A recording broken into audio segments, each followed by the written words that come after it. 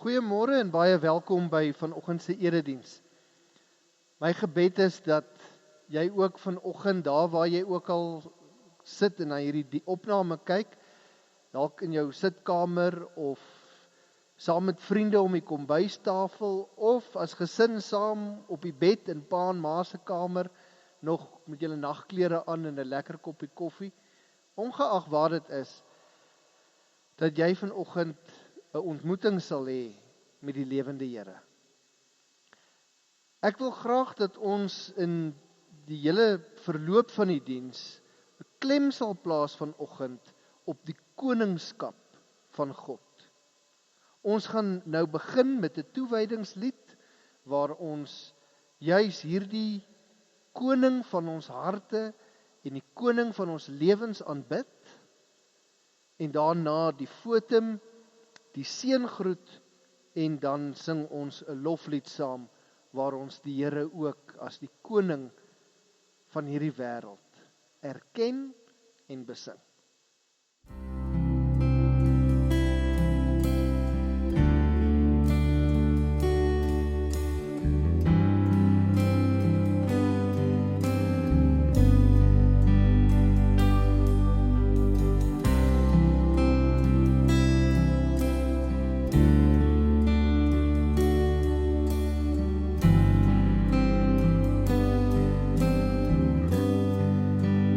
Koning van my hart, koning van my lewe, U wil ek bemin,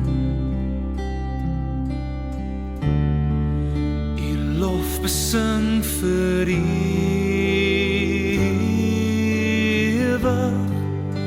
Want U het my bevry, my sonde skuld vergewe,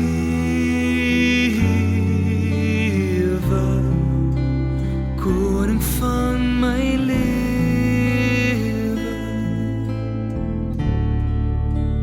koning van my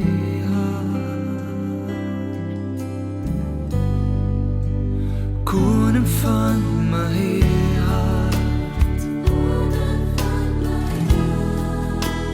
koning van my lewe,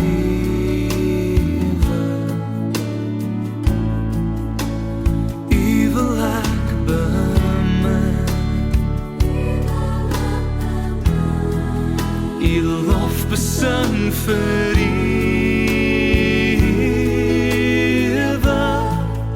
want U het my bevry, my sonde skuld vergewe,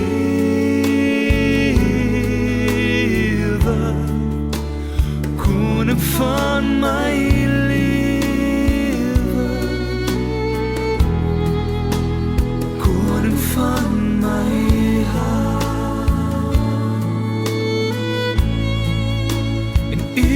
my bevry, my sonde skuld vergewe,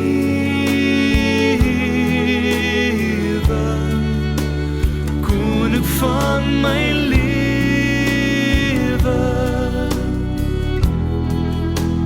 koning van my hart, U is die koning van my lewe,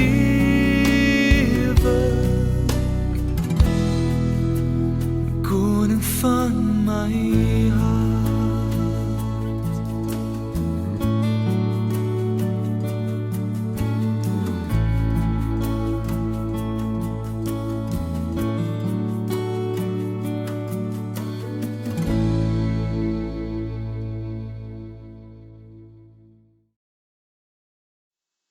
Ek wil U lof verkondig, my God en koning. Ek wil U naam altyd loof. Elke dag wil ek U loof. Ek wil U naam altyd prys. Die Here is groot. Alle lof kom hom toe. Sy grootheid is ondeurgrondelik. Geslag na geslag prys wat U doen en vertel van U magtige dade, van die luister, die heerlikheid van U majesteit. Ek wil getuig van U magtige dade, sodat die mense oor U wonderdade sal praat. Ek wil van U grootheid vertel. Sonder ophou moet hulle U groot goedheid verkondig en oor U reddingsdade jubel. Genadig en barmhartig is die Here, lankmoedig en vol liefde. Die Here is vir almal goed en barmhartig oor alles wat hy geskep het.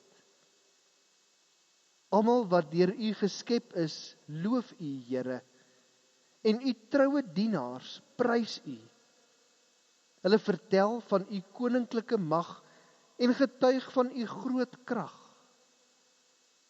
Die mense moet weet van sy krag, van sy koninklike mag en majesteit. U koningskap is 'n koningskap vir alle tye.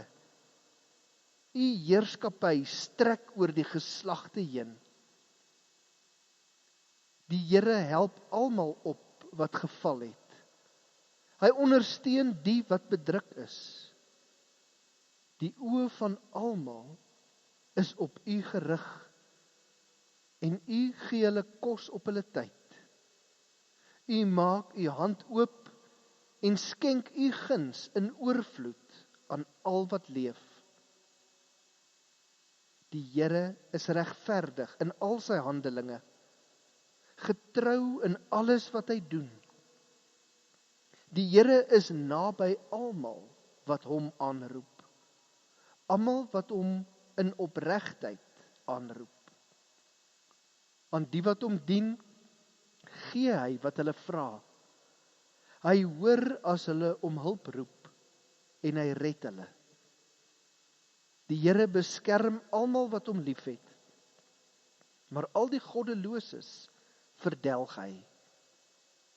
Ek sal die lof van die Here verkondig. Laat al wat leef sy heilige naam vir altyd prys. Amen. Liewe vriende, genade en vrede vir jou, van hom wat is en wat was en wat weer sal kom, en van die Heilige Gees voor sy troon, en van Jesus Christus, die geloofwaardige getuie, die eerste wat uit die dood opgewek is, die heerser oor die konings van die aarde. Uit liefde vir ons het hy ons deur sy bloed van ons sondes verlos en ons sy koninkryk gemaak, priesters vir God sy Vader. Aan hom behoort die heerlikheid en die krag tot in alle ewigheid. Amen. Kom ons loof die Here saam.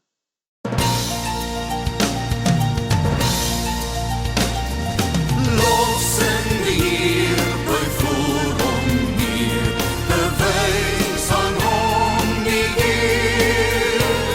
Laat elke mond hom loof en prys, en hom erken as Heer, en hom erken as Heer, en hom ja hom erken as Heer.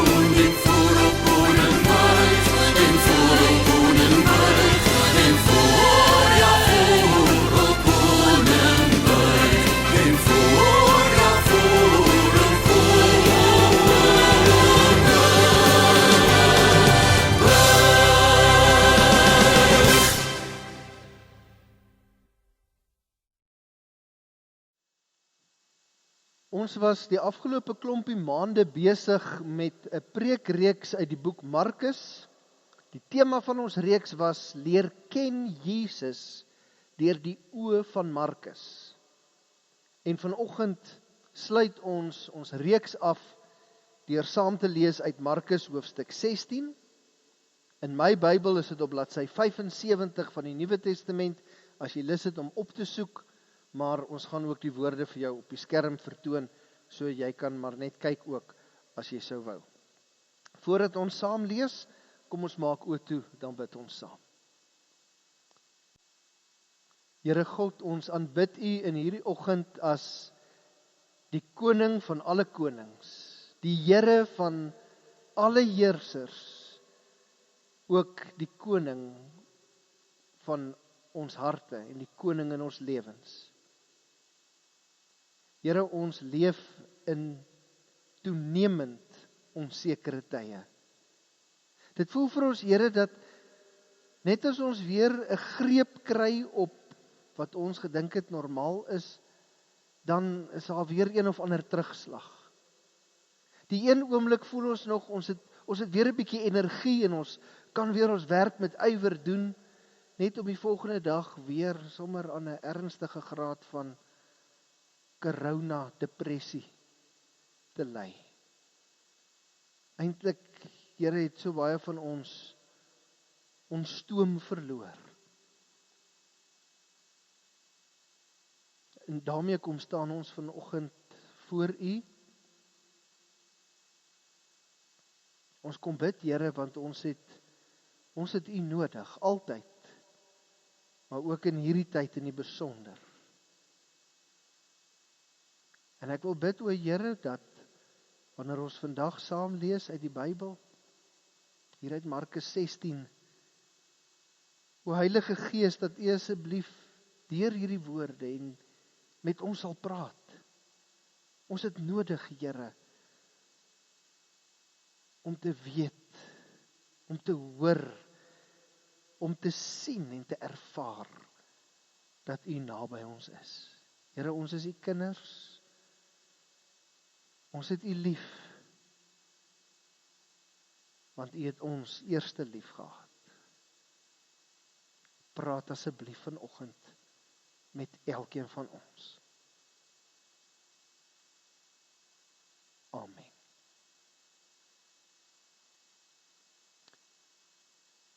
As jy net so vir 'n oomblik terugblaai na die vorige hoofstuk toe. Verlede week het ons gelees van Jesus se verhoor voor die goewerneur Pilatus en hoe Pilatus hom dan uiteindelik oorlewer om gegeesel en gekruisig te word. Van vers 21 af lees ons dan Jesus word gekruisig. Ek kyk sommer net so na die opskriffies. Vers 33, Jesus sterwe. Vers 42, Jesus word begrawe.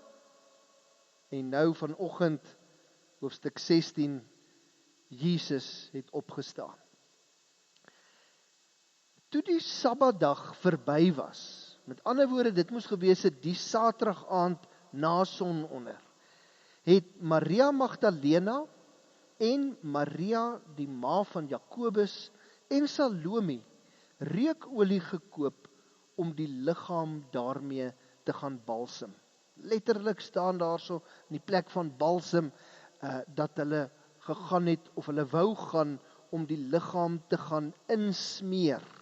Jy moet nou onthou, balseming was nie 'n praktyk wat die Jode toegepas het nie. Dis eintlik nie die regte vertaling hierso nie. Hulle het nie gebalsem om die liggaam te bewaar nie. Hierdie insmeer van die reukolie was 'n daad van toewyding en 'n daad van liefde. Nou die feit dat hulle dit gaan doen, wys vir ons dat hulle het geen verwagting gehad dat Jesus sou opstaan nie. En nou lees ons verder, vers 2, die Sondagmôre, baie vroeg, kom hulle by die graf aan, net toe die son opkom. Hulle vra toe vir mekaar, wie sal vir ons die klip voor die ingang van die graf wegrol? Want jy sien, om die klip in posisie in te rol, was 'n redelike maklike taak gewees. Maar as hy nou eers eenmal in die groef wat daar in die rotsbodem voor die ingang vir hom uitgekap was, ingeglip het, dan was dit bitter moeilik om dit weer weg te rol. Dit was beslis nie die vroue wat daardie oggend die klip weggerol en die graf oopgemaak het nie. Vers 4, die klip was baie groot, maar toe hulle opkyk, sien hulle dat dit klaar weggerol is.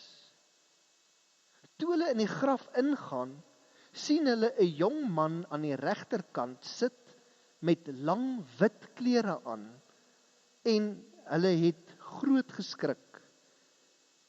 Die jong man met die lang wit klere is 'n engel en sommer net so vir interessantheid, dis die eerste keer dat Markus in sy evangelie na 'n engel verwys. Hulle het groot geskrik. Moenie skrik nie, sê hy vir hulle. Julle soek Jesus van Nasaret wat gekruisig is. Hy is uit die dood opgewek. Let wel, nie? Hy het uit die dood opgestaan nie. Hy is opgewek. Die Vader, God self, was hierby betrokke gewees. Dis God se wonderdaad wat Jesus opgewek het uit die dood. Hy is nie hier nie. Kyk, daar is die plek waar hulle hom neergelê het. Maar gaan sê vir sy disippels, en in die besonder vir Petrus, hy gaan julle vooruit na Galilea toe. Daar sal julle hom sien, soos hy vir julle gesê het. Hulle het uit die graf uitgegaan en weggehardloop, terwyl hulle gebewe het van die skrik. Hulle het vir niemand anders iets daarvan gesê nie, want hulle was bang. Nou is dit interessant, daar's 'n voetnootjie in jou Bybel, daar aan die einde van vers 8. Die oudste Griekse manuskripte van Markus 16 eindig die hele boek hier by vers 8. Van die latere afskrifte wat gemaak is, latere kopieë het egter ook 'n vers 9 tot 'n vers 20 by. Nou, hier's met ander woorde meer as een slotgedeelte van die boek Markus ter sprake.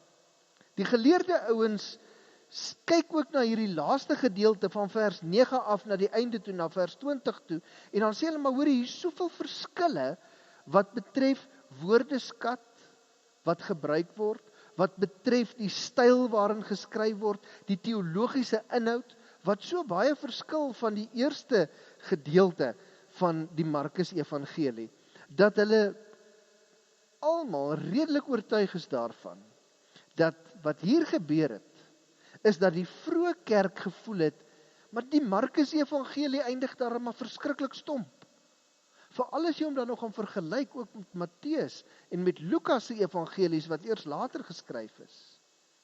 En ek meen dat die evangelie nou kon eindig, daar waar 'n engel vir die vroue sê, Jesus het uit die dood uit opgestaan, maar dat hulle dan verskrik van die leë graf af weghardloop en vir niemand anders daarvan gaan vertel nie, omdat hulle bang was, dit lyk daarom nie na 'n baie bevredigende einde nie.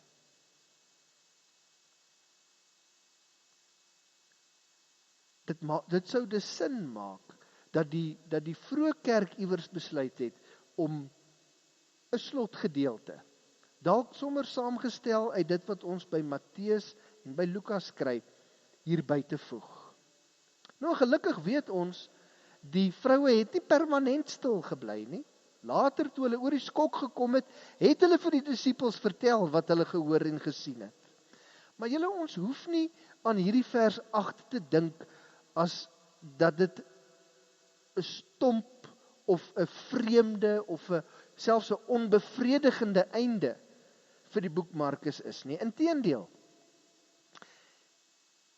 die vroue wat verskrik weghardloop, en vir niemand anders gaan vertel wat hulle daar by Jesus se graf gesien en gehoor het nie, omdat hulle bang was, pas eintlik so mooi by die tema van vrees, wat ons al deur die hele Markus Evangelie gesien het.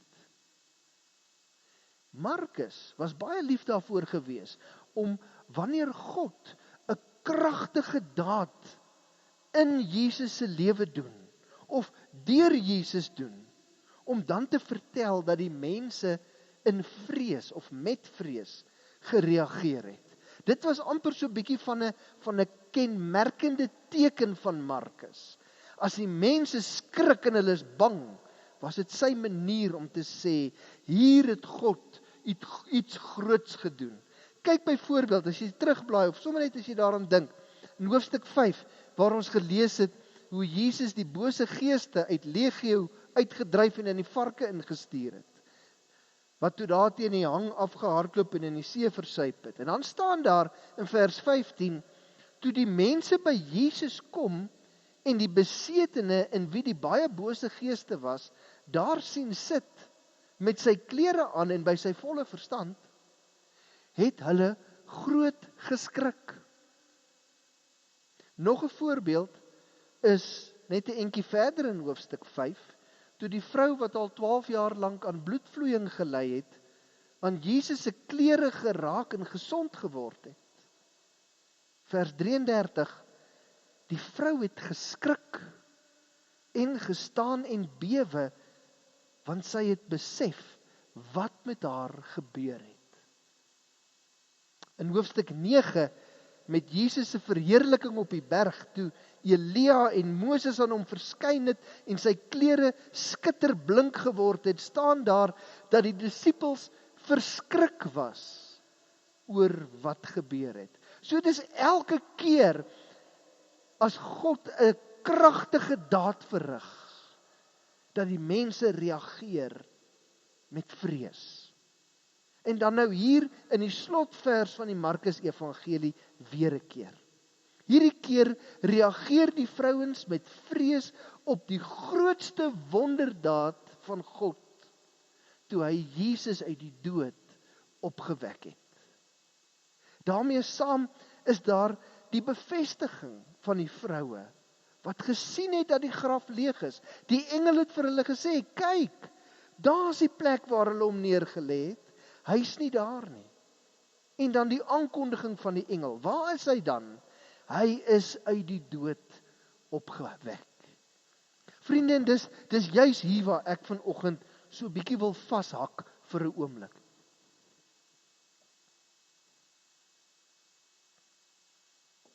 Ek wil weer vers 6 lees. Die Engelse woorde, moenie skrik nie, sê hy vir hulle. Julle soek Jesus van Nasaret, wat gekruisig is. Hy is uit die dood opgewek. Hy is nie hier nie. Kyk, daar is die plek waar hulle hom neergelê het. Dis dieselfde Jesus van Nasaret, wat hulle deur sy omwandelinge leer ken het. Dis dieselfde Jesus wat gekruisig is. Die engel is baie spesifiek daaroor. Maar hy is uit die dood opgewek, en daarmee het die koninkryk van God met mag gekom. Jy sien, die koms van die koninkryk van God was vir Markus die hart van Jesus se boodskap. En nou wil ek weer so vir 'n oomblik terugblaai in die Markus Evangelie. Daar heel aan die begin in hoofstuk 1 het ons gesien dat Jesus met sy publieke of sy openbare bediening begin het as volwassene, en sy eerste preek se inhoud, hoofstuk 1 vers 15, die tyd het aangebreek en die koninkryk van God het naby gekom. Dis hier, dis wat Jesus sê. As hy die eerste keer met die mense praat, dan sê hy vir hulle, die tyd het gekom Die koninkryk van God is hier, dit is naby. En nou het ons mos nou al 'n hele paar keer gesê, die koninkryk van God is nie 'n spesifieke plek nie, soos Johannesburg nie, iewers waartoe jy gaan nie. Die koninkryk van God is oral, daar waar die Here self regeer, ook hier op aarde. Oral waar God in my en jou lewe heers. Dis waar sy koninkryk is. En dit was nou Jesus se eerste preek, maar dit was ook die fokus van sy hele bediening op aarde. In hoofstuk 4 vertel Jesus vir die mense 'n paar gelykenisse oor saad, om daardeur te verduidelik hoe die koninkryk van God werk. Aan die einde van hoofstuk 4 maak Jesus die storm stil en daardeur wys hy dat die koninkryk van God het ook in die natuur deurgebreek. Met ander woorde, Jesus het nie net gepreek oor die koninkryk daar in hoofstuk 1 nie, hy het ook met sy woorde en sy gelykenisse en in sy dade gewys, die koninkryk het gekom. Kyk net die natuur, die wind bedaar, die see word stil. In hoofstuk 5 dryf Jesus die bose geeste uit 'n man van Gerasa. Daarmee wys hy, die koninkryk van God het gekom. God het selfs mag oor die bose geeste, oor die duiwel. Hy genees die vrou wat aan bloedvloeiing gely het. Hy wys daardeur vir ons, die koninkryk van God is sterker as siekte. Net daarna wek hy Jairus se dogtertjie op uit die dood. Hy wys vir ons, in die koninkryk van God is sterker as die dood. Julle, die koninkryk van God is die belangrike tema in Jesus se bediening. In hoofstuk 9 vers 1 verklaar Jesus onomwonde.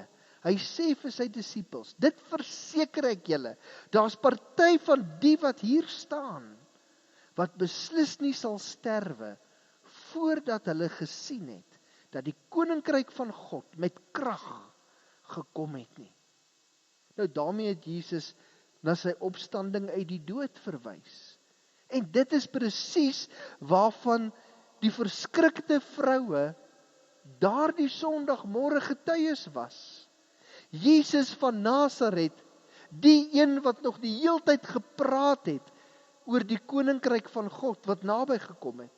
Hy wat dit nog die heeltyd bewys het deur dit wat hy doen, deur sy disippels wat hy geroep het om uiteindelik die voortsetters te wees, die verkondigers te wees van die koninkryk van God.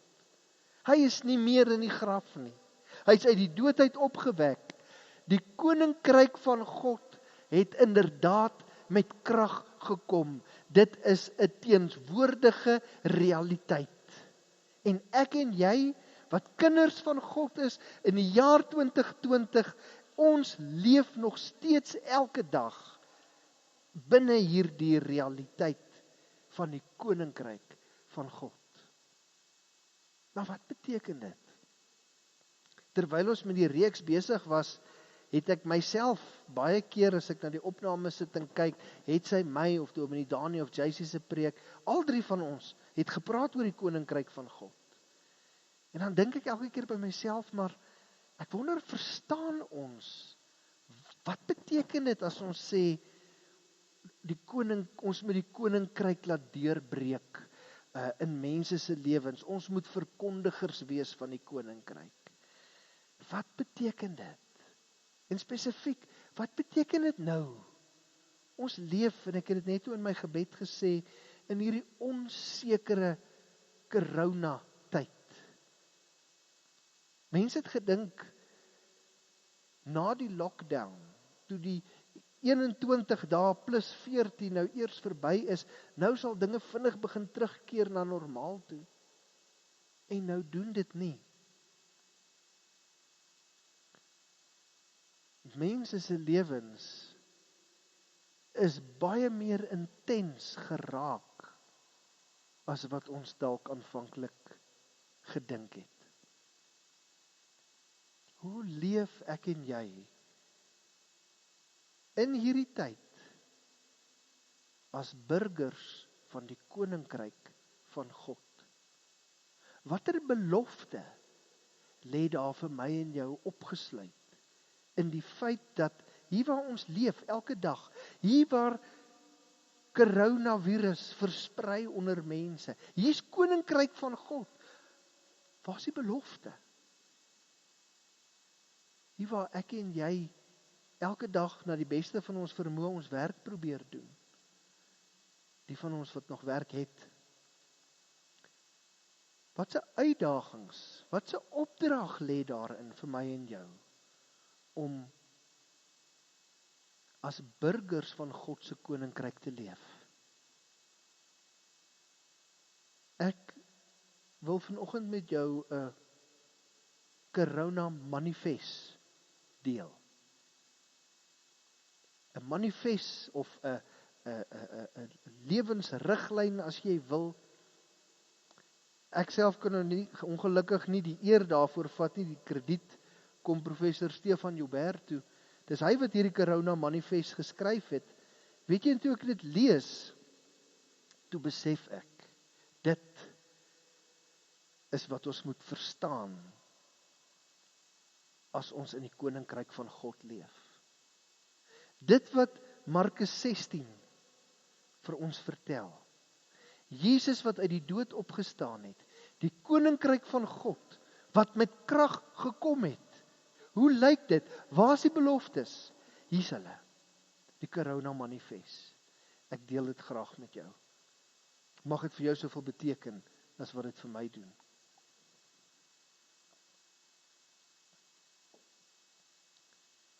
Ek en jy leef in die koninkryk van God. In hierdie koninkryk weet ons dat Jesus nie net ons koning is nie, maar hy is ook ons herder. Hy lei ons deur elke donker vallei en langs elke groen weiveld. En daarom, as burger wat leef in die koninkryk van God, laai ek graag ander se laste op my skouers. Dit gaan nie net oor myself in hierdie dae nie. Omdat Christus my dra, is daar plek vir ander mense in my lewe. Ek luister, ek bid, ek help graag waar ek kan. Ek is 'n connoisseur, fynproewer, of dalk is 'n beter woord, 'n fynkenner van goeie nuus.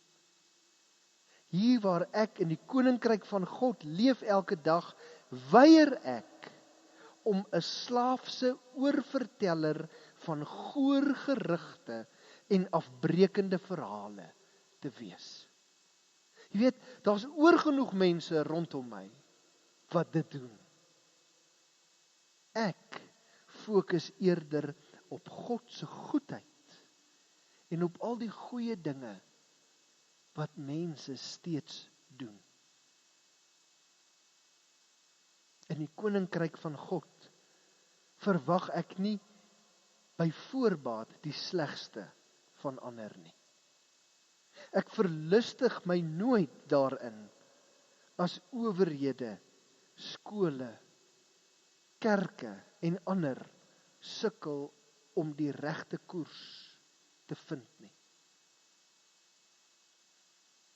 In die koninkryk van God vergelyk ek nie my eie omstandighede met ander mense se nie.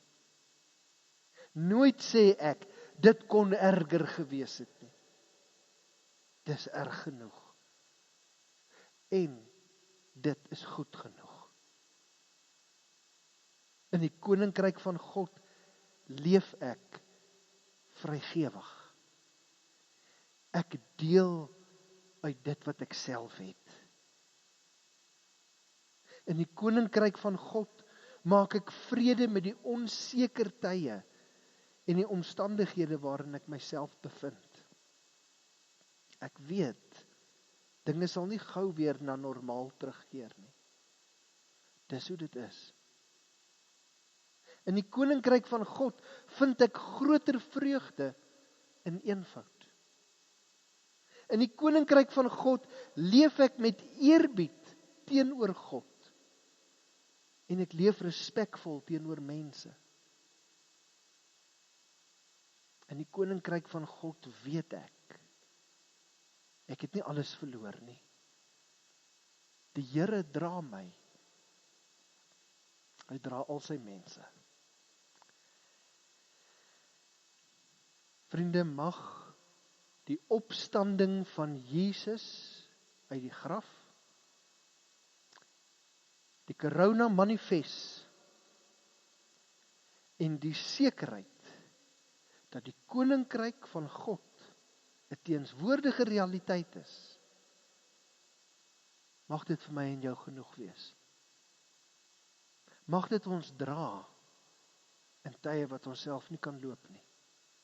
Mag dit ons moed gee en entoesiasties maak oor die lewe in tye wat dit vir ons voel ons voete begin sleep en ons het ons stoom verloor. Amen.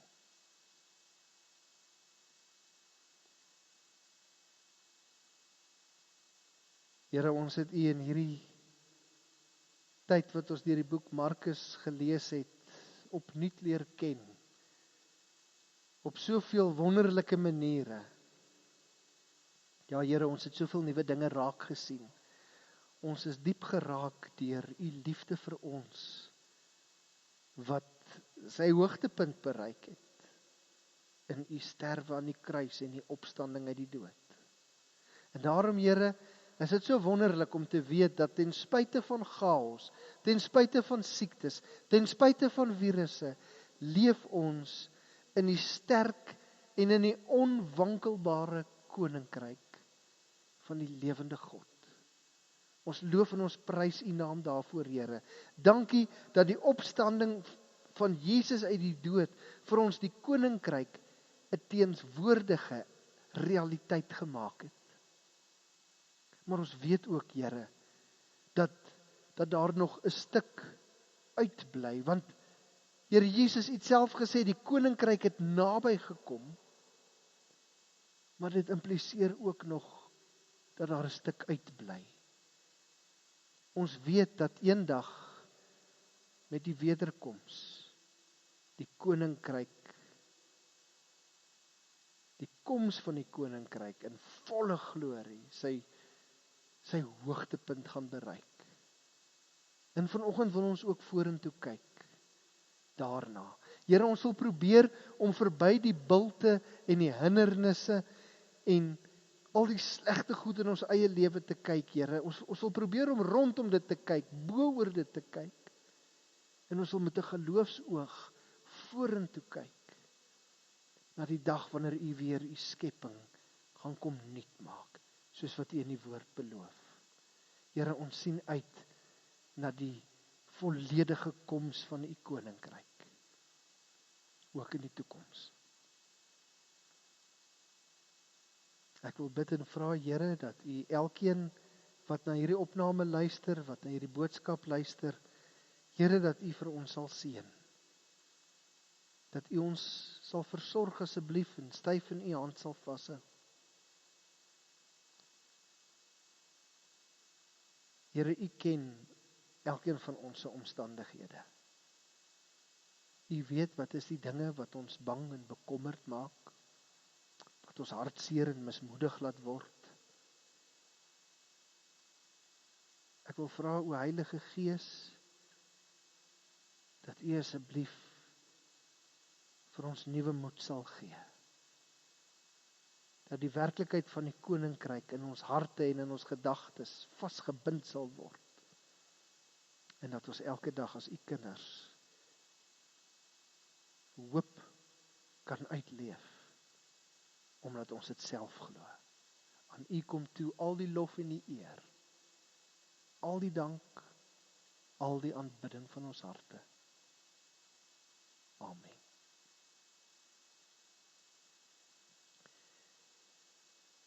Ek wil graag hê dat ons op hierdie boodskap van vanoggend oor die koninkryk sal reageer met 'n litanie, wat maar net 'n spoggerige woord is vir 'n smeekgebed. En jy kan dit hardop saam met my doen. Ek gaan 'n gedeelte voorhou en dan reageer jy hardop daar waar jy sit met die woorde: laat U koninkryk kom. Dit is 'n gebed, 'n litanie wat spesifiek geskryf is vir koninkrykstyd en ook vir die koms van die koning in ons lewens. In alle plekke van konflik, laat U koninkryk kom. in die hart van elke geweldenaar, Laat U koninkryk kom. in die hart van elke politikus, Laat U koninkryk kom. in die hart van elke slagoffer van misdaad, Laat U koninkryk kom. in die hart van elkeen wat honger ly, Laat U koninkryk kom. in die hart van elke daklose, Laat U koninkryk kom. in die hart van elkeen wat wanhoop, Laat U koninkryk kom. in die hart van elkeen wat siek is, Laat U koninkryk kom. in die hart van elkeen wat gemolesteer is, Laat U koninkryk kom. in die hart van elkeen wat verslaaf is, Laat U koninkryk kom. in die hart van elkeen met skuld wat nie betaal kan word nie, Laat U koninkryk kom. in die hart van elkeen wat eensaam is, Laat U koninkryk kom. in die hart van elkeen wat bang is, Laat U koninkryk kom. in die hart van elkeen wat teneergedruk is, Laat U koninkryk kom. in die hart van die wêreld, Laat U koninkryk kom.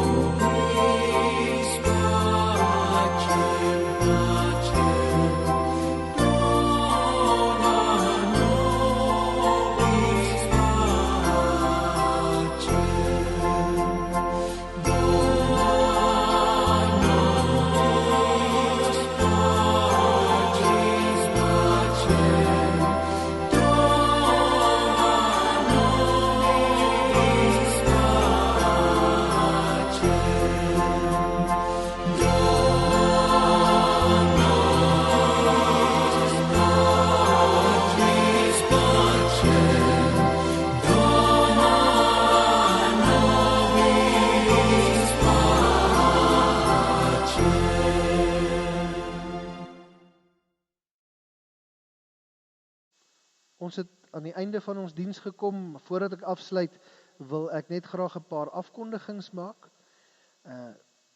Jy gaan eersdaags, dalk sommer nog later vandag, reeds jou eerste advertensie kry, want Beinsvlei gemeente hou bazaar, maar 'n bietjie anders as verlede jaar. Ons het feeskomitee het 'n bietjie bymekaar gekom, en aangesien ons as gevolg van al die regulasies rondom die corona pandemie nie tradisioneel ons bazaar kan hou soos wat ons dit altyd doen nie, gaan ons dit op verskillende ander maniere probeer doen met hulle het gesê ek mag nie praat van 'n drive-through roadhouse nie. Ek moet praat van 'n deurrypadkafee. Daar gaan 'n deurrypadkafee wees op 'n gereelde basis, Vrydae-aande, nou eerskomende Vrydag aand, die eerste keer, tussen 4:00 en 6:00, verkoop ons worsbroodjies hier by die kerk. Ons gaan dit in die vorm van 'n deurry doen, so tussen 4 en 6 kom jy jy ry aan die een kant in, jy kry jou worsbroodjies en jy kan aan die ander kant weer uitry. Worsbroodjies en koeldrank nou eers komende Vrydag van 4 uur tot 6 uur. Jy moet bestel, jy moet asseblief die kerkkantoor bel, of jy kan my kontak om jou bestelling te plaas, dat ons daarom net so min of meer 'n idee het, hoeveel 100 worsbroodjies ons moet voorberei vir eerskomende Vrydag. En dan van daar af, elke tweede Vrydagmiddag, vroeg aand, daar lê curry en rys voor, daar lê hamburgers en chips voor.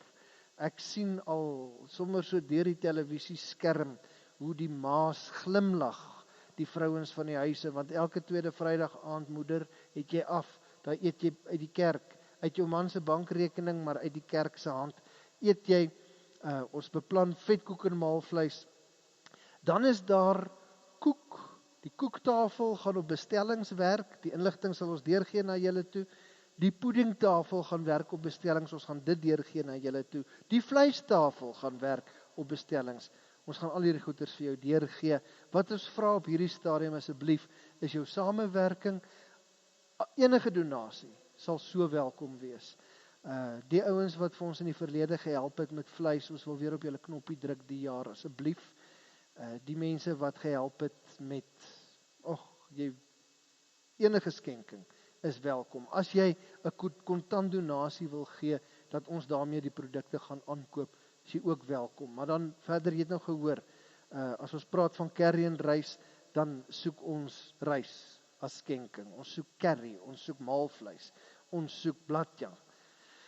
As ons oor worsbroodjies praat, soek ons hotdog rolletjies, ons soek vetkoeke, ons soek hamburger buns, ons soek slaai, ons soek hamburger sous, patties. Soos ek sê, asseblief, kontak die kerkkantoor, ons begin nou hierdie week, baie ernstig, om ons bazaar, anders as verlede jaar, te bemark, en dit kan net 'n sukses wees, as julle vir ons daarmee help. So asseblief, ek vra Beinsvlei lidmate, dat ons op julle staat maak, soos wat ons nog altyd in die verlede kon gedoen het, sodat ons ook, ten spyte waarvan dat ons hande so bietjie vas is, dat ons steeds ons fondsinsameling goed op dreef kan kry, en kan deursien. Dan is daar net 'n paar mense op ons siekelys, wat ek graag se name vir u wil deurgee, en vra dat u asseblief in die stilte tyd en in die gebede aan hulle sal dink. Ons dink aan Zander Jansen, wat steeds in die hospitaal is. Elsabie Hamman was die afgelope week in die hospitaal vir 'n operasie. Sy is reeds ontslaan en dit gaan goed met haar. Dolly Mitchell het ook donderdag 'n rugoperasie ondergaan in Pretoria. Ons vra dat u asseblief aan haar sal dink. Dis nie die eerste rugoperasie wat sy ondergaan nie. Goeie nuus is dat dit beter gaan met Jan Nabon na die hartaanval wat hy gehad het. Dit gaan baie goed met Jan. So ons sê vir die Here baie dankie daarvoor. Dan oom Dani en tannie Selma van Staden se dogter, Susan Strauss. Ons het al in die verlede ook vir haar op ons lys gehad. Susan is die afgelope week gediagnoseer met kanker, en ons vra dat u asseblief ook vir hulle as familie, en vir Susan in die besonder, aan die Here sal opdra. Oom Piet van Wyk moet gaan vir 'n pas aangeer, hulle is besig om die dinge te reël vir sy opname. Jy weet, oom Piet is oud, een van ons, ek is nie seker of hy die oudste is nie, maar hy is een van ons oudste lidmate in die gemeente. So kom ons bid ook vir hom. En dan ook slegte nuus wat ons gekry het, is dat tannie Margaret Griesel, sy suster, hierdie week oorlede is. Kom ons dink ook aan die Griesel familie in hierdie hartseertyd. Ons sluit die diens af, en jy weet, as ons praat oor die koning, Jesus is die koning, en ons bid en ons sien uit na 'n koning wat weer gaan kom, is daar eintlik maar net een lied wat in 'n mens se gedagtes opkom. Kom ons sing lekker hartlik saam. Ons loof die Here, die koning van alle konings.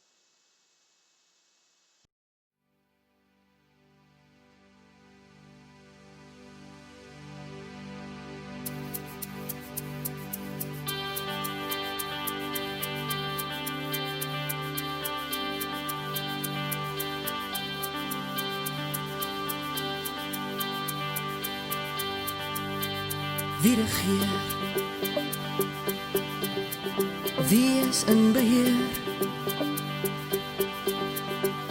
wie's die begin en die einde, een wat is, wat was en wat kom. My hart wil sing, alle eer wil ek bring. Hy is die weg en die waarheid, daar's niemand soos hy.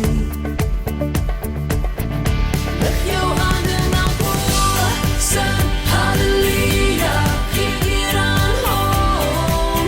Halleluja, ons koning kom, loof sy heilige naam. Lig jou hande na bo, sing halleluja, vertrou op hom. Halleluja, ons koning kom, hy kom om ons te haal. Elke knie sal buig en elke tong sal getuig, hy die dood vir ewig oorwin, hy het opgestaan. Lig jou hande na bo, sing halleluja, gee eer aan hom. Halleluja, ons koning kom, loof sy heilige naam. Lig jou hande na bo, sing halleluja, vertrou op hom. Halleluja, ons koning kom, hy kom om ons te haal. In 'n donker wêreld vra almal, wie sal die volk kom lei? Maar is die ryter op die witberg, hy kom vir jou en my.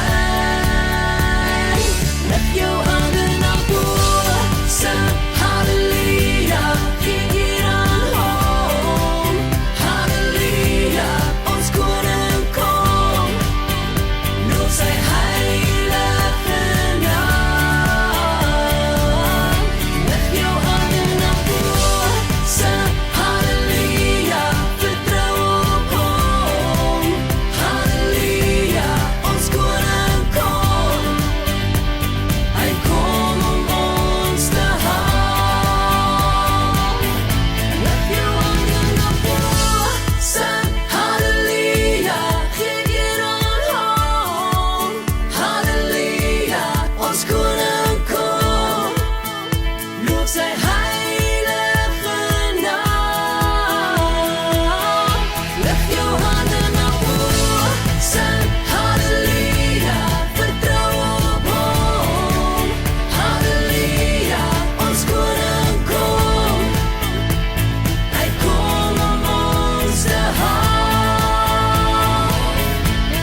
Ons koning kom, hy kom om ons te haal.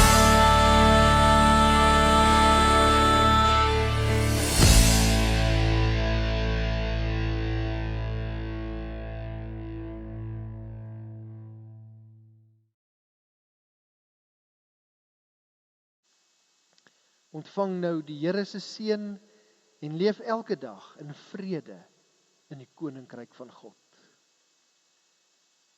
Die genade van die Here Jesus Christus, die liefde van God die Vader en die gemeenskap van die Heilige Gees sal by jou wees.